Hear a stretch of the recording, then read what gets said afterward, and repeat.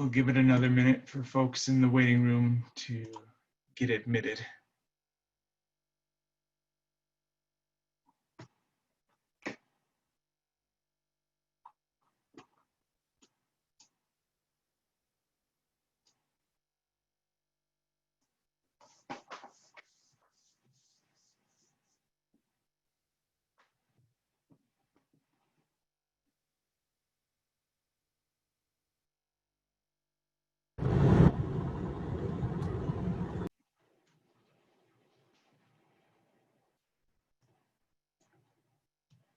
Just a reminder, please stay on mute at this time. A couple more coming in through the waiting room and then we'll get started.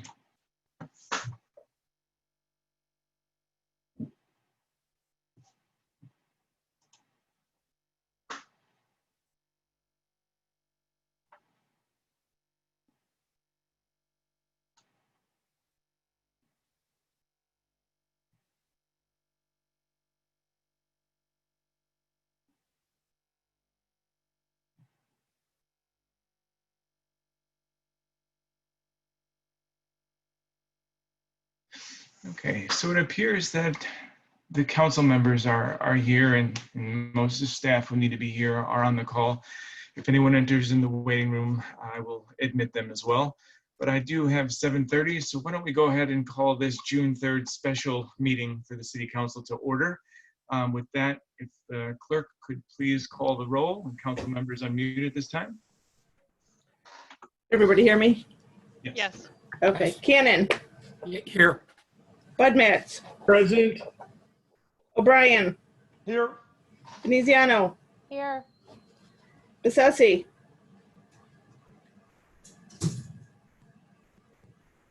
Bessesi.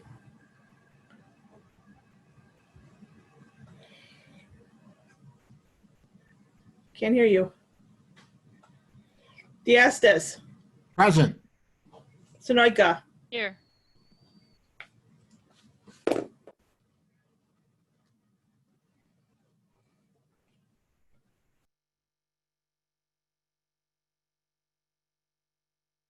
Mayor is muted. Yeah, I'm waiting here 1 second. That makes 6 present, and Alderman Bessesi is on the line, but possibly with technical difficulties. But there is a quorum this evening. This special meeting will be videotaped, much like every other one. Members of the public are invited to participate during the public comment section. Same with those who are not necessarily ready or willing to participate publicly. If you do submit information, questions or comments in advance by the time window mentioned in this meeting packet, your questions, comments, and concerns will be read aloud. However, this evening there haven't been any members of the public who submitted their names for speaking. So that means it brings us right down to the primary topic, which is ordinances in for first reading. It consists of one item, it's item A, and I trust everyone had the opportunity to read the attached ordinance allowing temporary outdoor seating for businesses which currently have special use permits, along with those businesses that do not but wish to have outdoor seating in light of the COVID-19 pandemic. However, staff is asking for a waiver of the first reading so the ordinance can be approved with immediacy. At this time, is there an alderman willing to make a motion for waiving of the first reading? Please show a hand. Thank you, Alderman O'Brien, and thank you, Alderman Veneziano, for that. Are there any discussion items for waiving this first reading? If so, please raise your hand. Seeing none, the question is, shall the ordinance be moved forward for final approval? Will the clerk please call the roll? Diastis. Yes. Sonoyka. Yes. Cannon. Yes. Budmats. Yes. O'Brien. Yes. Veneziano. Yes. Bessesi. Still can't hear him. Mr. Mayor, I sent John, try to shoot him a quick email, like text message, letting him know we can't hear him also. Okay, thank you, Alderman O'Brien. In addition, he just Put up a sign that said wrote yes. a note that said yes. Well, I will take that and save that for the clerk. Judy, do you still have more to call or no? No, I'm good. I'm good. Okay. So that makes 7 in favor with none opposed. This does move forward for the second reading. And this ordinance number 20-22, amend chapter 22, businesses of the Code of Ordinance. Is there a motion for final approval by show of hand? Thank you, Alderman Cannon. Thank you, Alderman Diastis. Is there any discussion on this item? Please raise your hands and you'll be called in that order if so. So Alderman O'Brien, let's start with you, and then Alderman Veneziano. Thank you, Mr. Mayor. I just had one quick question I wanted my peers' thoughts on, and I talked with staff about it earlier today. On page 4, it does say that tents currently are not permitted. I personally am not in favor of not allowing tents. I certainly think if the council agreed that we would have to give the staff leniency for sure to make sure it's a safety perspective, because I think that's all of our main intents here, is we want to get these businesses back up and running as quickly as we can in any manner that we can, all knowing that safety and well-being must come first. I just happen to see that. I've seen other areas driving around that have done tents. I clearly don't want tents with sides or anything like that, because I know that's prohibited and that would just be like eating inside anyways. But that's the one part that caught my eye that I'd like to see if whether aldermen or council members' thoughts were, if we could allow tents, but clearly giving staff the leniency on a safety perspective. Thank you. Thank you, Alderman O'Brien. Alderman Veneziano. Thank you. So I had a couple items or a couple discussion topics on a couple of the items. The first one on section 2, item number 7. My question, so I thought I would ask the question and let staff answer it, is so it says that there should be 5 feet of sidewalk if tables are on the sidewalk. What is the average, width or dimensions of the Rolling Meadows sidewalks to make this feasible for some of the businesses to have the tables on the sidewalk? Or are we eliminating a majority of our businesses based on, the average sidewalk width?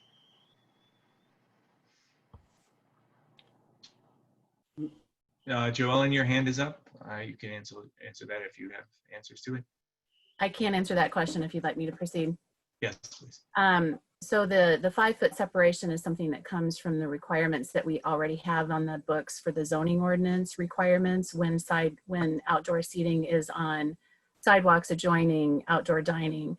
I don't know that we have necessarily an average that's available. I mean, we can look through the community and see a lot of different things happening, but typically you have at least 5 feet of separation. Many of the strip centers, for example, that I can think of, it allows for them to put one table immediately next to the business and still have that 5 foot of separation.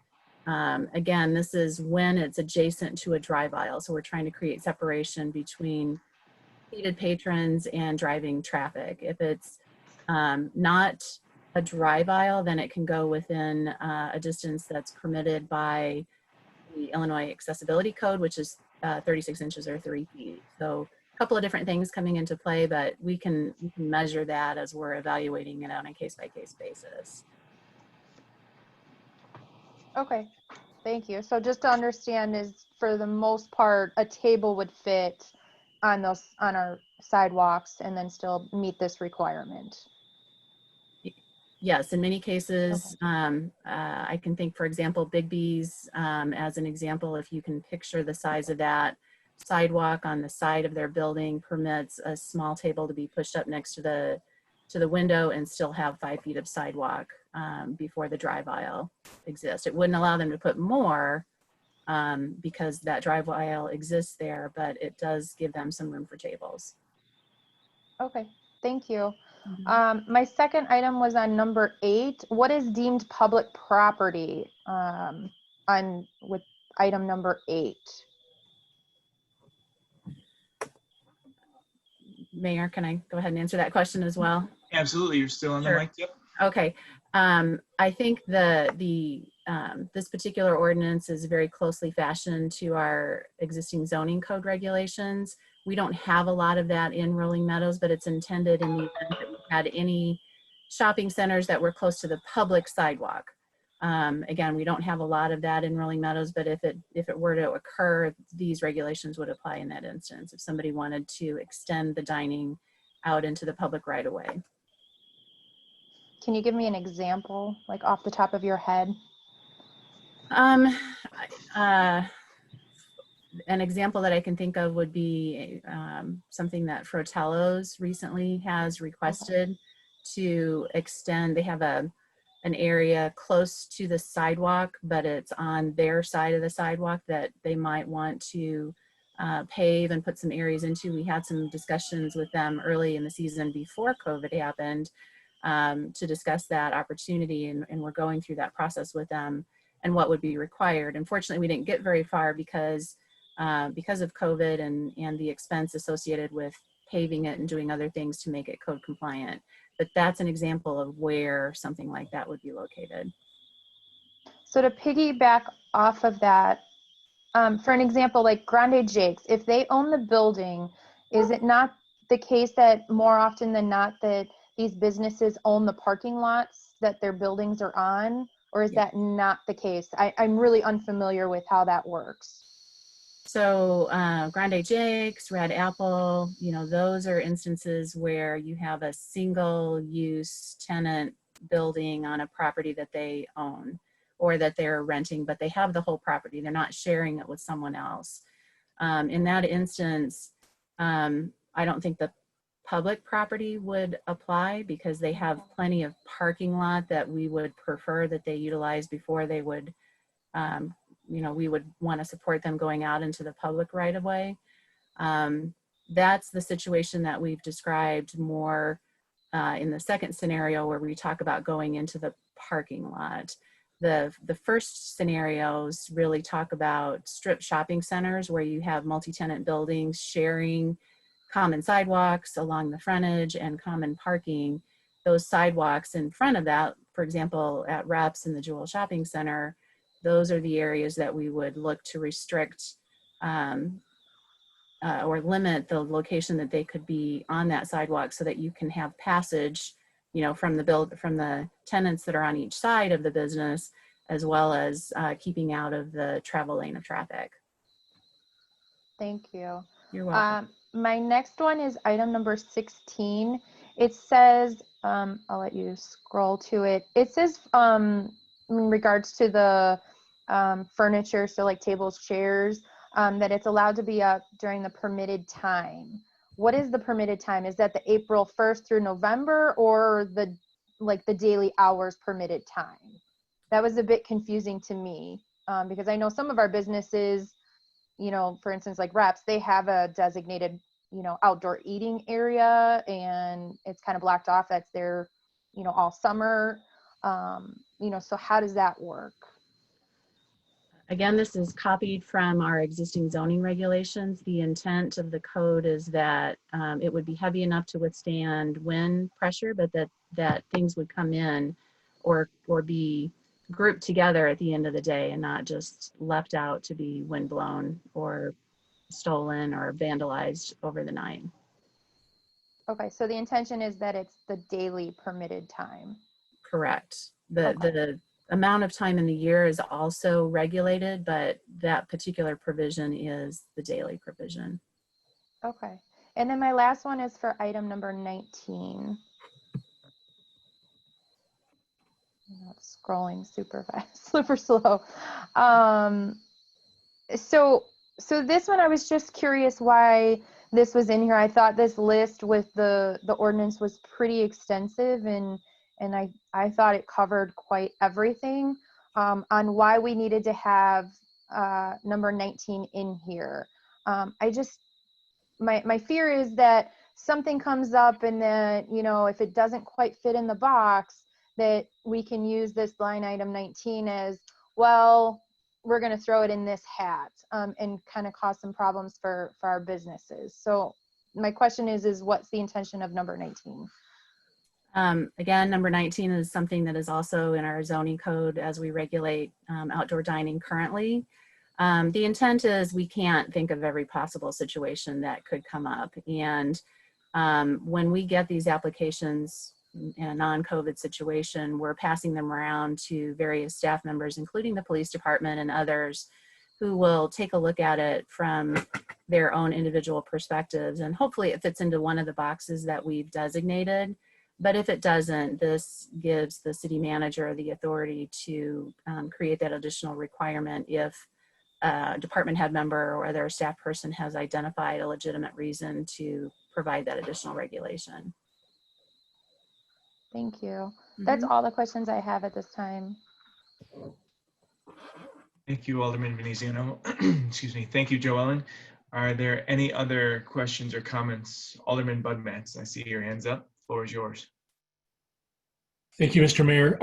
Seeing that this is a response to COVID-19 and that this that I read in here that this expires on November the 1st, or that these outdoor regulations expire on November the 1st, it seems to me that the changes that we're making are in direct response to the COVID-19 and so that we should place this, I would make a motion that we amend this to place a sunset provision on this, that it expires on November the 1st of this year, that the changes that we're making expire on November the 1st, and that next year, assuming there is no COVID-19 pandemic, we can go back to business as usual and our ordinance as it was originally written. So that's my motion. Thank you, Alderman Budmats, for your motion to amend these changes that are made to sunset by November 1st. Is there a second for Alderman Budmats' motion? Thank you, Alderman Veneziano. Is there any discussion on this amendment?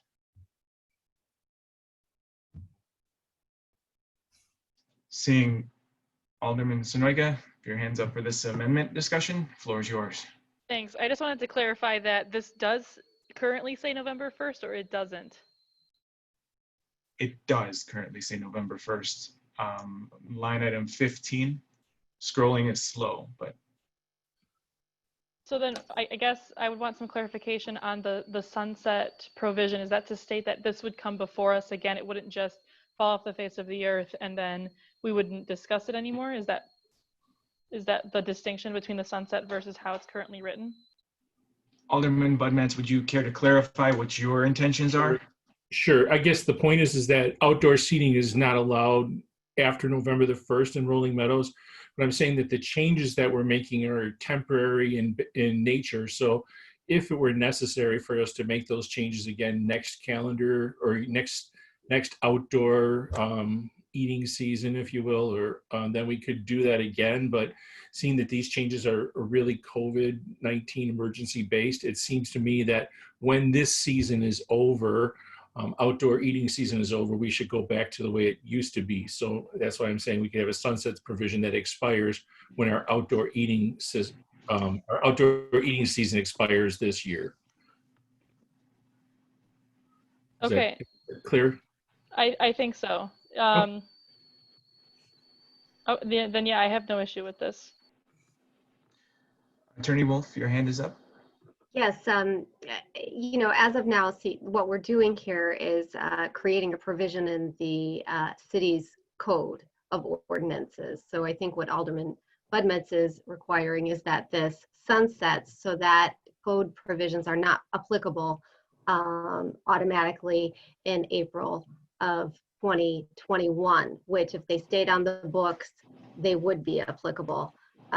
Unless we took some action as a city council to rescind that those provisions of the code.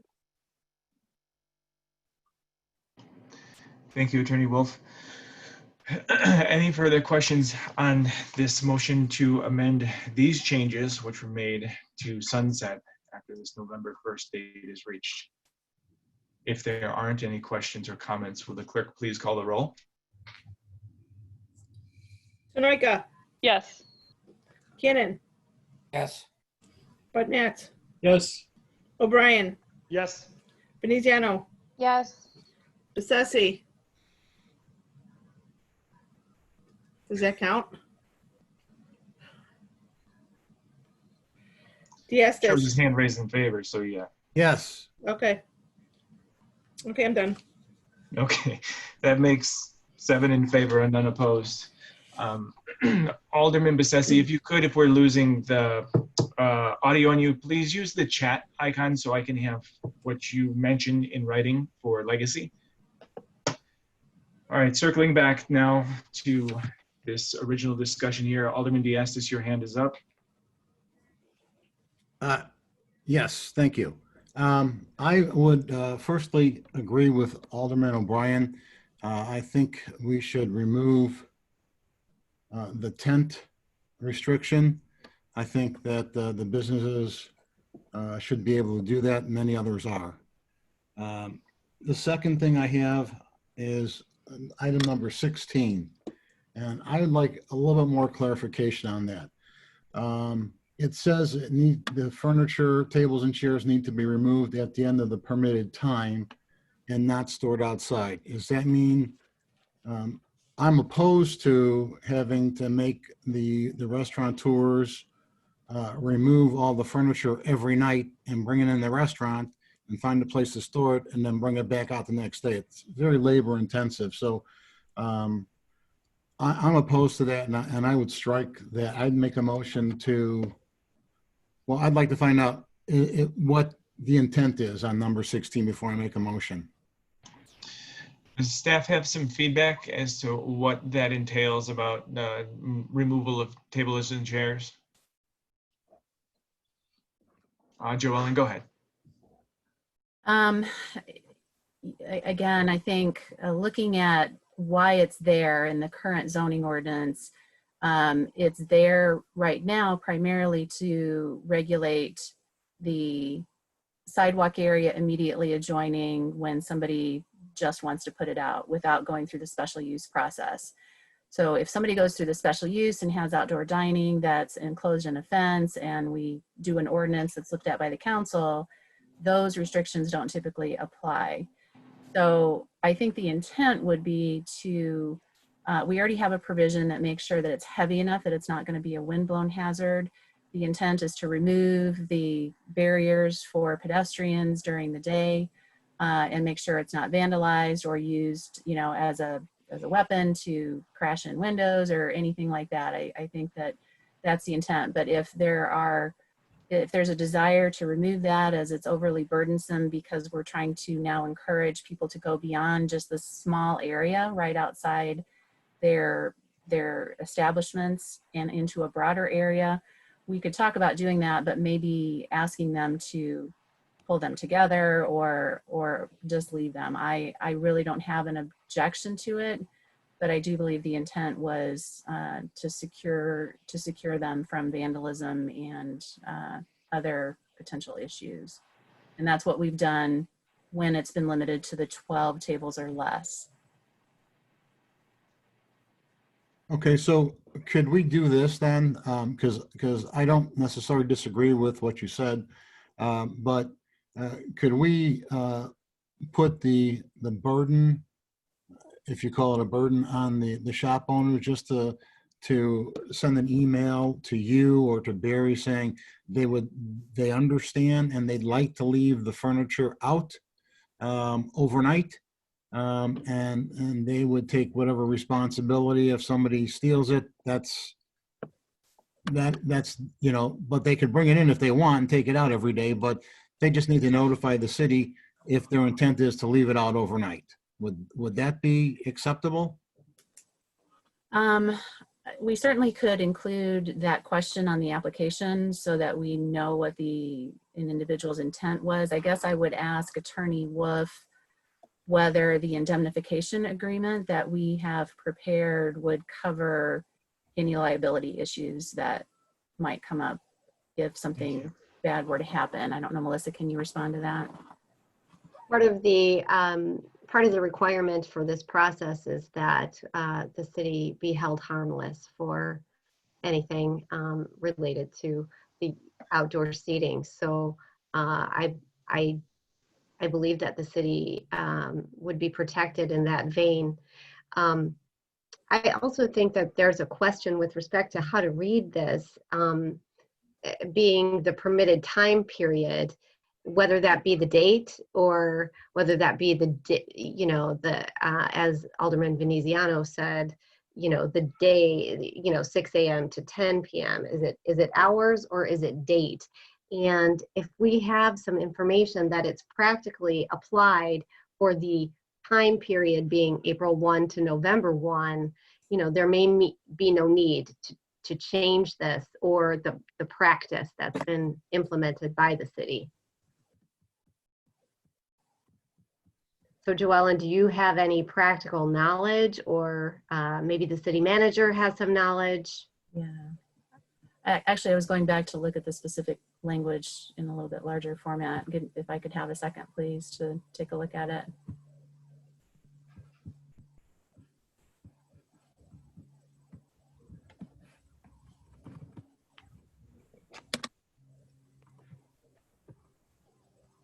Or if somebody can tell me exactly what at the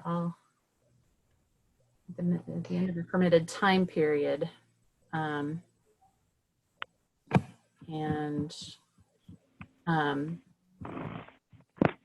Melissa, I presumed Jim put this together with the existing city code requirements. Yes. Okay. Joellen, while you're looking at that, Director Horn has his hand up. I'm just going to ask him to interject while you take a moment to see if you Perfect. can find some information. Director Horn? Thank you, Mayor.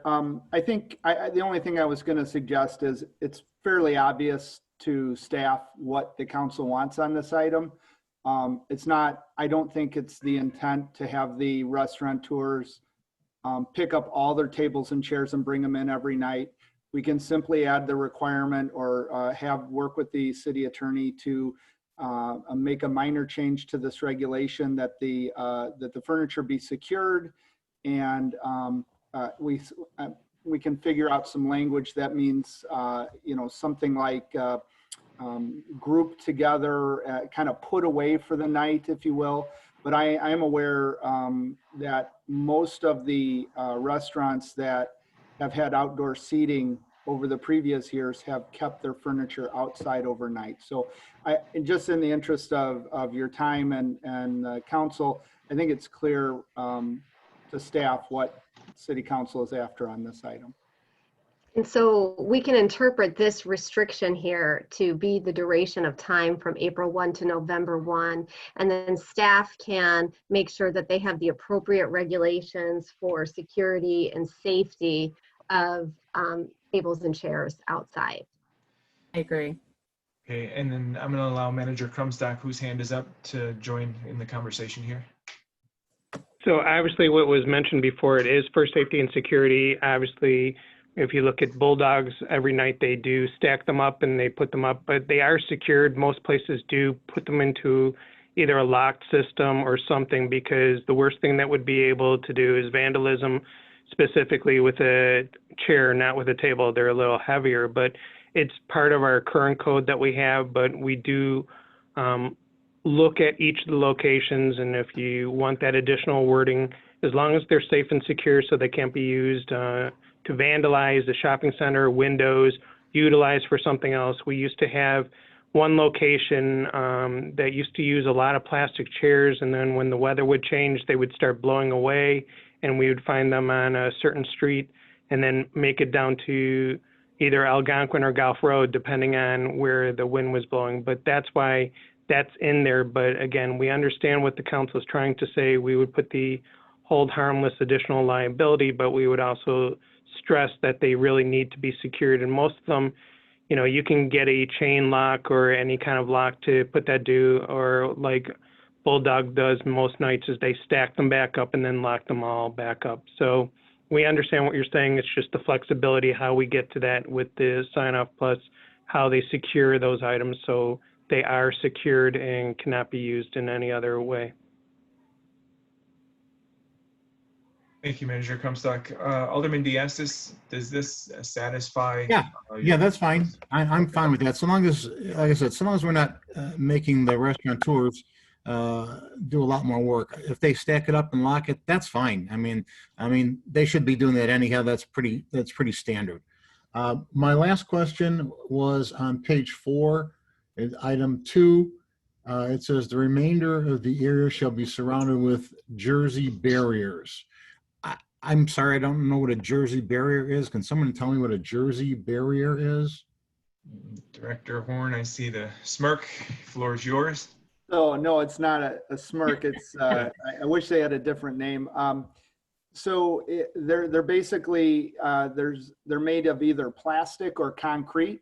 You generally see them aligning the sides of interstates and things like that to separate traffic.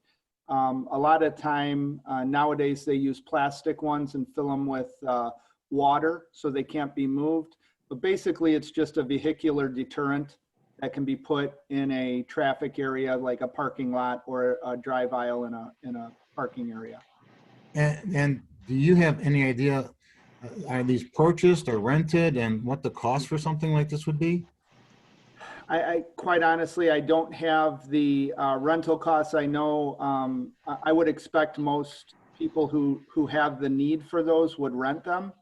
I know Joellen has had to field several calls regarding people who are already proceeding with that. So my guess is they're not terribly expensive. But again, unfortunately, I have no clue as to how much they cost to rent. Okay, thank you. Manager Crumstock, your hand is up. Do you have something to add? I do want to actually add, if you continue reading through it, or similar. So what we would also allow is that what Public Works Director Rob Horn was talking about, the Jersey barrier or similar. So let's say hypothetically someone comes back with really nice planters that are secure and safe, those kind of things that we would make that area look nice. But Jersey barriers can be concrete. They can be the orange one, plastic ones that you see throughout construction areas, or they could be in similar. And the biggest thing that we're trying to do is make that safe and secure from vehicles plus any other thing that might come into that seated area. And that's why that additional part that says or similar, because that's what we're trying to do, is protect all the patrons plus everybody who's out there. And it's a really safe, secure way with the Jersey barrier, but or similar would allow us to do that. And I think when you look at some outdoor seating in some other locations, they have some really nice large planters. And if you put enough of those, that actually makes a nice barrier too. But that's why that's giving you a choice at that point in time. What would you like to do? Alderman Diastis, any further comments or discussion items? No, not for me. I just, I think we need to get the tent thing resolved. I don't know if there's a motion for it or not. There has not been a motion made on the tent item. So then I guess I would make a motion that we allow outdoor tents to be utilized for seating during this COVID pandemic. Okay. Is there a second to Alderman Diaz's request to allow for tents? Alderman O'Brien made the second. Is there any discussion on amending this to allow the use of tents? Assistant Director Charlton, your hand is up. The floor is yours. Thank you, Mayor. I guess I would look to Melissa as to whether anything needed to be specifically amended in the ordinance to accommodate it. But there are building code requirements on the books that I had the building division forward to me. So I know Alderman O'Brien and I talked about this a little earlier today, and I think we could accommodate this if we ensure that the restaurants are following that particular code. And because we're going into a parking lot area for, tents are typically very short term, a weekend or maybe a week for a special event. In this particular case, we're going to be looking at restaurants wanting to keep these up all year long. So I think what I asked Alderman O'Brien is that staff be given some latitude in putting these permits together and maybe some special conditions upon the issuance of that permit that would suggest things like periodic inspections or other things that would ensure that over time these facilities continue to be code compliant. Attorney Wolf, anything to add in that at this time? Muted. Thank you. Mhm. With respect to all other state guidelines and requirements, those requirements are instilled upon the city and would be imposed by the city without further amendment required of this ordinance, including those guidelines as set forth in the Department of Commerce and Economic Opportunity regarding the use of tents for this outdoor seating. So no further amendment along those lines would need to be made at this time. Okay, but we're still pushing to amend the use of tents here and removing that from this ordinance, correct? That's correct. And you can do that by allowing for tents, but you don't have to add any other regulations. Those regulations can be imposed by the city. And then there's also regulations and guidelines that are imposed by the state as well. Okay, thank you. And again, this is a tent without sides because we might as well sit indoors, like Alderman O'Brien said. So it's a sideless tent. Alderman Veneziano, your hand is up if you have discussion on this I motion. had a question. Correct me if I'm wrong, but there is an ordinance that requires a permit for a tent, and I'm not talking just like one of those little, tailgating tents.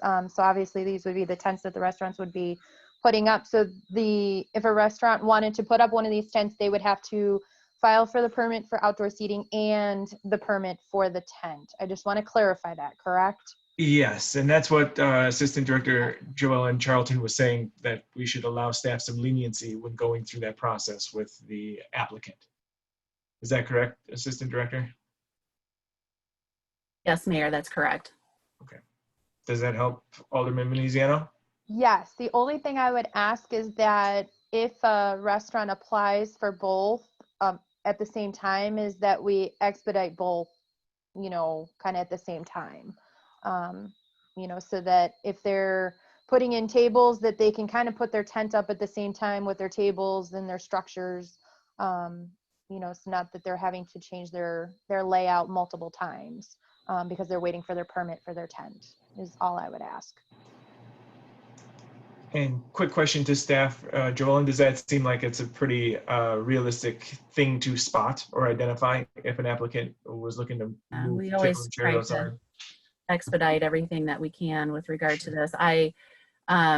I think we're going to be able to accommodate getting the tables and chairs out there quickly, just by nature of the fact that we're not doing a technical permit review as we would do with the tents and the, how they're secured and the setbacks and the flame retardant. I mean, there's just other things to check on that are in queue with the other permits that are in line and waiting for reviews and approvals. So yes, we will do our best. But I think, worst case scenario, we would suggest a restaurant go ahead and move forward with the tables and chairs, understanding that we know what they're requesting with regard to the tent. And even if that comes a few days later, they could go ahead and get started with the tables and chairs. Thank you. Alderman Veneziano, anything further? No, thank you. Director Horn, your hand is up. Something to add to this? Yeah, just really quickly to lend some information on what Joe Ellen said. Just so Alderman Veneziano knows, generally when it comes to a tent permit, they are very easy to review. So I don't see that being a problem to turn around quickly. But just so you know up front, generally the problem that we run into is the applicants don't get the proper tent that have the fire rating. So that's generally what it is related to, is working with the applicant to get the properly rated tent for the application they want to use. So the actual plan review and approval for that, we certainly will turn that around. That won't just go in the regular pile of plan reviews. We'll keep that separate, and that'll, I don't want to call it a fast track, but it will be processed at a different rate than the other ones. Thank you. Any further discussion items on this amendment to remove the prohibition of tents? Alderman Veneziano, still or legacy hand? No, still, just to follow up with Director Horn. Is there a way then to notify the applicant to kind of expedite that hiccup that they have that they're renting the wrong one? Because I'm assuming most of these places are going to rent these, to kind of forego that, inspector going out and it's being the wrong thing to kind of save everyone time. Is there a way to alleviate that anyway? I really would just recommend that they contact the city staff to help, to provide some guidance. The ratings can generally change with the size of the tent being proposed. So it really depends on, I would just make the announcement and let anyone who contact you know that, just to make sure they have a fire rated tent, and that will at least put them on the right track. The comment made earlier about the little tents at a backyard barbecue, I mean, those are not going to fly in a public environment. So that's all. Thank you. We have Assistant Director Charlton and then Manager Crumstock. Just to add on to that real quickly, we had already drafted, I think council saw a preview of that information, an informational sheet and an application as part of the last set of information the council reviewed at the last meeting. What I would suggest is that we just modify that to clue the applicants into what some of those basic requirements are so that they can do that. So we can certainly accommodate trying to communicate that either in the application or on our website. Thank you. Thank you. Manager Crumstock. Just to piggyback on some of the discussion, why permits sometimes for tents have taken a little bit longer, not just the fire rating, but how they're being secured, where they're being secured. There was one permit that came in that they did not have the approval by the property owner, that we had to wait for that point. So there are times that if you don't have all your information in correctly, the safety, security, and the rating, that's why the delay happens. But again, once we have all the pieces, we do move pretty quickly. And the safety and security, if you're not secured correctly, we have a bigger problem. But we do work through most of those things. But typically what happens is, and what I've seen in the past, is if someone has a fire rating issue missing, they're getting a call and saying you need this. If you're not securing it correctly per what we know or where you're going to be, they're going to be told that pretty quickly, because again, that's the safety and security. We've gone through multiple different tents over the years, not just at baseball fields or running fields, but in shopping center malls, in parking lots, in our own property overall, even with some of the churches that we've done. It's just, if you get everything, you're all compliant, you have the safety and security, because again, you might have the wrong stakes, and for these, you do not use milk jugs to hold things down. They have to be secured a certain way. And then if you are putting additional pieces in there for lighting, we do look at that after the fact, but at the same point in time, it's mostly for the safety and the security of the tent and the rating to make sure what you're doing in that. So that's a lot of experience, but at the same point in time, it's just making sure that you have all the pieces. And trickling it in doesn't make it a quick process. You really have to have it. And most of these places that are going to do the rentals, they know our rules, they know the security, but they also know how to do this safely. They just many times need the location and how many items can they secure into the concrete, how many are they putting into a dirted area or public area. And going back to what Assistant Public Works Director Joellen Carlton was mentioning, is that we actually worked with one group that they were looking for some outdoor seating, and that would be more on our sidewalk green space, but it's if they would like to do it, if they want to do some of the other pieces. But we're trying to work with anybody and everybody to make sure that they have these items. Thank you, Manager Crumstock. Any other questions on this amendment, this motion to amend removing the prohibition of tents? Seeing none, will the clerk call the roll? Cannon, Yes. Bud Matts, Yes. O'Brien, Yes. Veneziano, Yes. Bessesi, I believe we have a chat. That's a yes from Bessesi. Okay. Diastis, Yes. Sunoika, Yes. With 7 in favor and none opposed, we will remove the prohibition of tents from this. Now, circling back, any last final comments or discussion items on this ordinance? Seeing none, will the clerk please call the roll? Bud Matts, Yes. O'Brien, Yes. Veneziano, Yes. Bessesi,